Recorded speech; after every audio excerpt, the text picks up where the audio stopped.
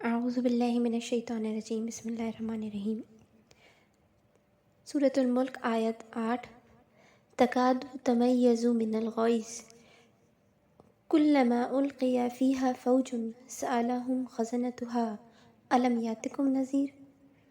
تکاد تمیز من الغیظ یعنی قریب ہے کہ وہ غصے سے پھٹ جائے، جیسے کوئی شخص اپنے اندر غصہ دباتا جائے اور پھر ایک دم سے پھٹ پڑے۔ اسی طرح جہنم کی مثال ایسی ہے کہ جیسے کوئی جانور غیظ و غضب سے پھٹ پڑے اور اس کا شکار ہو وہ آدمی جس کو اس جہنم میں پھینکا جائے۔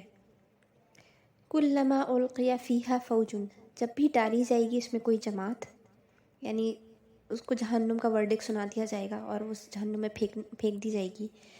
سألہم خزنتها، ان سے پوچھیں گے ان کے نگران، جہنم کے نگران انتہائی سختگیر قسم کے فرشتے ہیں۔ الم یاتکم نذیر، کیا تمہارے پاس نہیں آیا تھا کوئی نذیر؟ نذیر کہتے ہیں ڈرانے اور خبردار کرنے والے کو۔ یہ انبیاء کے لیے بھی استعمال ہوتا ہے اور اللہ کی کتاب کے لیے۔ فرشتے پوچھیں گے کیا واقعی دنیا میں کوئی ایسی نشانی، کوئی خبردار کرنے والی بات تم تک نہیں پہنچی تھی؟ سوچیے اس کلام اللہ یعنی قرآن اور رسول اللہ صلی اللہ علیہ وسلم کی سیرت مبارکہ کو ہم کس طرح اگنور کرتے ہیں، جبکہ آخرت میں یہ سب سے بڑا سوال ہو۔